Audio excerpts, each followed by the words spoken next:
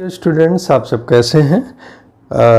उम्मीद है आप सभी इस फ्लावर को पहचान रहे होंगे। इसको हिबिस्कस कहते हैं, चाइना रोज भी कहते हैं।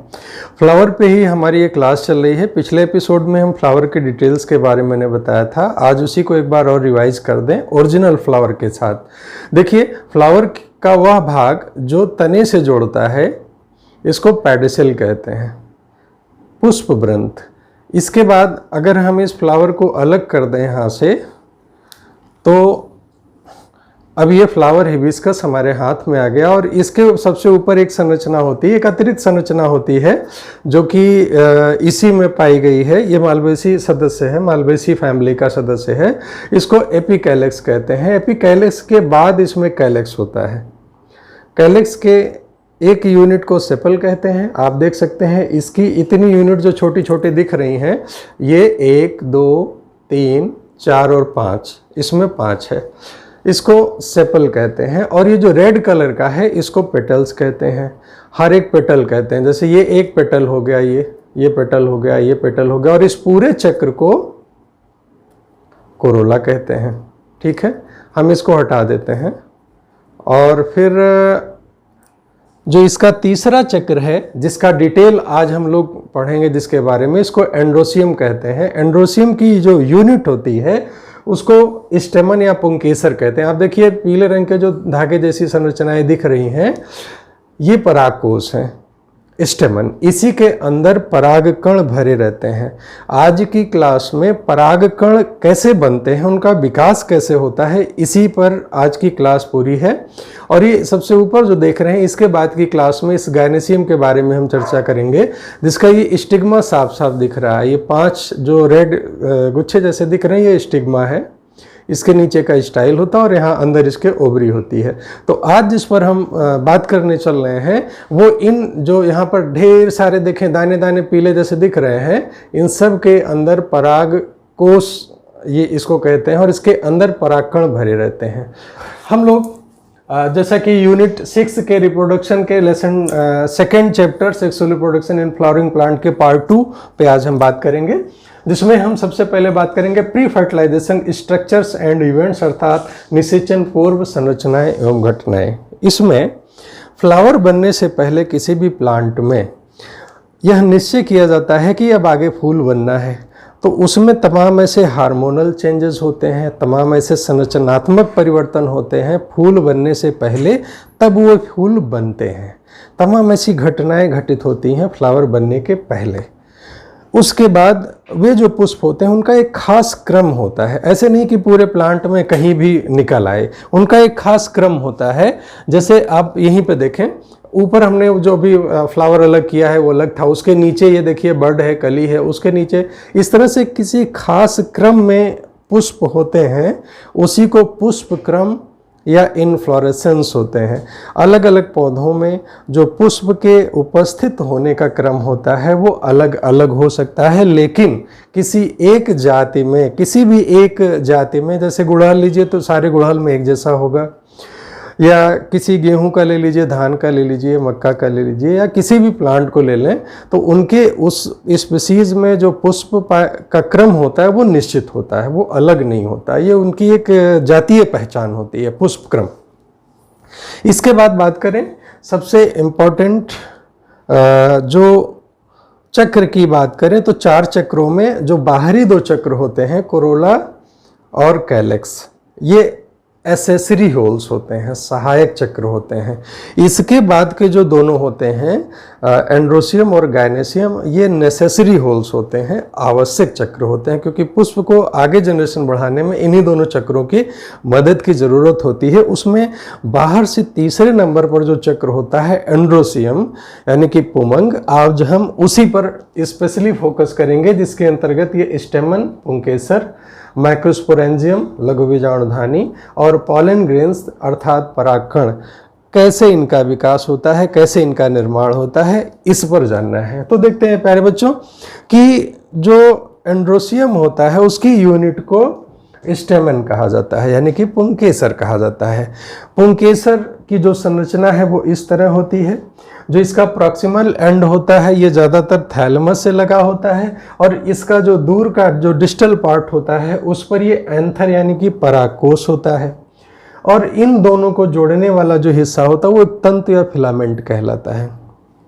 परागकोश होते हैं, एंथर होते हैं, ये बाइलोब्ड होते हैं, यानी कि इसमें दो लोब होता है। आप यहाँ देख सकते हैं दो लोब है, यहाँ भी आप देख सकते हैं कि यहाँ पर दो लोब होता है। लोब दो होते हैं और हर लोब में दो थीका होता है। हर लोब में दो थीका होता है। देखिए दो इधर है, दो इधर है, तो कुल थीका कितने हो गए? 4 हो गए। लोब कितने हो गए? 2 हो गए। मैक्सिमम एंजियोस्पर्म्स में यही पुंकेसरों की संरचना होती है। अब अगर हम इसको यहाँ से काट दें तो ये दिखेगा कैसे? तो ये दिखेगा इस तरह से। देखिए नीचे इसका तंतु भाग, जब इसको हम थोड़ा सा मैग्नीफाई करके बड़ा करके देखते हैं तो इस तरह दिखेगा। इसके एक एंथर में 2 लोब होते हैं, एक इधर हो गया, एक इधर हो गया। हर लोब में 2 थीका होते हैं, 2 इधर हो गए, 2 इधर हो गए, कुल 4 थीका होते हैं। माइक्रोस्पोरेंजिया ही बाद में परागकोश या पॉलन सैक कहलाता है मैच्योर होने पर। इसी के अंदर परागकण यानी कि पॉलन ग्रेन का विकास होता है। ठीक है, इन दोनों थीका के बीच में, लोब के बीच में एक लाइन ऑफ डिहिसेंस होता है, जहां से ये फूटते हैं, चिटकते हैं और परागकण बाहर आते हैं। यहाँ पर देखिए, ध्यान दीजिए, लाइन ऑफ डिहिसेंस से ये चिटक जाते हैं। परिपक्व होने पर, मैच्योर होने पर ढेर सारे परागकण निकलते हैं। किसी भी फ्लावर को आप लें, उसमें ढेर सारे पाउडर जैसी संरचना होती है, वे सारे परागकण होते हैं। तो वो इसी लाइन ऑफ डिहिसेंस से जब ये पूरा एंथर फटता है तो यहीं से ये परागकण बाहर निकलते हैं और इसको उस पुष्प के पुष्पासन से या कभी कभी उसके पेटल से जोड़ने वाली जो संरचना है वो फिलामेंट या स्टाक या डंठल या तंतु कहलाती है। अब देखते हैं इसका डिटेल कैसा होता है। जैसे कि हम इस माइक्रोस्पोरेंजिया को देखें, उसका डिटेल कैसा दिखता है। माइक्रोस्कोप से देखें तो कैसा दिखता है। देखें, सबसे बाहर इसकी जो संरचना होती है एपिडर्मिस यानी कि बाह्य त्वचा।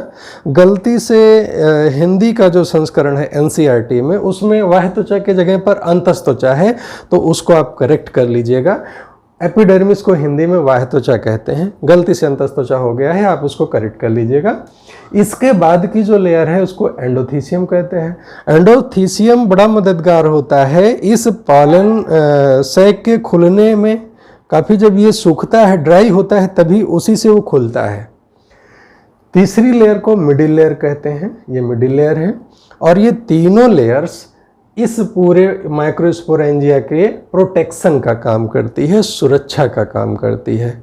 इसके बाद जो चौथी परत है जिसको टैपिटम कहते हैं, ये बहुत ही इम्पॉर्टेंट है। नीट में भी पूछा जाता है, बोर्ड में भी पूछा जाता है और आपको स्पेशली जानना चाहिए। इसका नाम टैपिटम है। यह जो टैपिटम है मोस्टली इसमें एक से ज़्यादा केंद्रक पाए जाते हैं और यह न्यूट्रिशनल होता है, पोषण प्रदान करता है, बढ़ते हुए पराग कणों को पोषण प्रदान करता है और उस लेयर का नाम है टैपिटम। इसमें एक से अधिक केंद्रक पाए जाते हैं। इसके बाद इसके अंदर जो संरचना होती है उसको स्पोरोजीनस टिश्यू कहा जाता है या माइक्रोस्पोर मदर सेल कहते हैं। क्यों? क्योंकि इसी के द्वारा पॉलन ग्रेन का विकास होता है। ये पॉलन ग्रेन की माँ होती है और पॉलन ग्रेन छोटे होते हैं, माइक्रोस्कोपिक होते हैं, सूक्ष्म होते हैं, तो उसी से इसका नाम पड़ गया माइक्रो स्पोर। स्पोर बनाते हैं मदर सेल, तो ये इन्हीं को स्पोरोजीनस टिश्यू भी कहते हैं या माइक्रोस्पोर मदर सेल भी कहा जाता है। ठीक है, अब हम देखते हैं कि इससे पॉलन ग्रेन का विकास एक्चुअल में कैसे होता है। स्पोरोजीनस टिश्यू या माइक्रोस्पोर मदर सेल से पॉलन ग्रेन कैसे बनता है, ये बड़ा इंपॉर्टेंट प्रोसेस होता है। इसको माइक्रोस्पोरोजेनेसिस कहा जाता है। जेनेसिस शब्द जहां भी है उसका अर्थ निर्माण होता है। तो किसका निर्माण? माइक्रोस्पोर का, अर्थात पॉलन ग्रेन का। तो माइक्रोस्पोरोजेनेसिस में कौन कौन से स्टेप्स होते हैं, कैसे होते हैं, आइए देखिए। ये डिप्लॉयड होता है, 2n डिप्लॉयड, मतलब गुणसूत्रों की संख्या डबल होती है, द्विगुणित होती है। जैसे हमारी प्रत्येक कोशिका में, शरीर की कोशिका में गुणसूत्र 47 होते हैं, 47 होते हैं, तो ये द्विगुणित हुई संख्या। और अगर इसी को हम आधा कर दें, 23 कर दें, तो वो अगुणित होगी या हैप्लॉइड होगी या उसको n कहेंगे। तो यहाँ पर किसी भी एक स्पेशल का नहीं, एक कॉमन एग्जांपल हम लेके चल रहे हैं। तो सारे प्लांट्स में ये होता है कि जो माइक्रोस्पोर मदर सेल होती है वो डिप्लॉयड होती है, यानी कि 2n होती है, द्विगुणित होती है। और इसी द्विगुणित कोशिका में मियोसिस यानी कि अर्धसूत्री विभाजन होता है। आपको पता है कि अर्धसूत्री विभाजन में एक कोशिका से 4 डॉटर सेल्स बनती हैं और वे चारों हैप्लॉइड होती हैं, यानी कि अगुणित होती हैं, यानी कि गुणसूत्रों की संख्या आधी हो जाती है। तो अब इस मियोसिस यानी कि अर्धसूत्री विभाजन के फलस्वरूप यहाँ पर 1 से बनती हैं 4, और ये चारों होती हैं हैप्लॉइड यानी कि अगुणित। और ये 4 हैं, चूंकि ये 4 हैप्लॉइड माइक्रोस्पोर कहलाएंगे। ठीक है, माइक्रोस्पोर मदर सेल से क्या बना, माइक्रोस्पोर बना। अब चूंकि ये 4 हैं इसलिए इसको क्या बोलेंगे, टेट्राड, इसलिए इसको टेट्राड कहेंगे। अब ये टेट्राड में ये चारों कोशिकाएं हैप्लॉइड हैं, ये ध्यान रहे, ये पूरी नहीं बल्कि ये चारों सभी अगुणित हैं। अब इसके आगे का जो विभाजन होगा, ध्यान रहे, ये चारों 4 पॉलन ग्रेन बनाएंगे, ये चारों 4 पॉलन ग्रेन बनाएंगे। और एक को हम ले लें तो इसमें से एक में, हर एक में कौन सी क्रिया होगी, माइटोसिस, यानी कि समसूत्री विभाजन होगा, यानी कि जितने इसके अंदर डीएनए है उसी का द्विगुणन होगा। समसूत्री विभाजन में द्विगुणित होगा, लेकिन कोशिकाएं अलग नहीं होंगी। ध्यान रहे, यहाँ पर जैसे एक केंद्रक है तो यहाँ पर 2 केंद्रक हो गए, लेकिन कोशिका पूरी की पूरी वही एक ही है, कोशिका अलग नहीं हो रही है। बट ये बाइन्यूक्लिएटेड हो गई, द्विकेंद्रकीय हो गई। एक केंद्रक से कितने केंद्रक बन गए, 2 बन गए। और किस क्रिया में बने, वो है माइटोसिस यानी कि समसूत्री विभाजन में बने। अब हमारा पॉलन ग्रेन परागकण तैयार।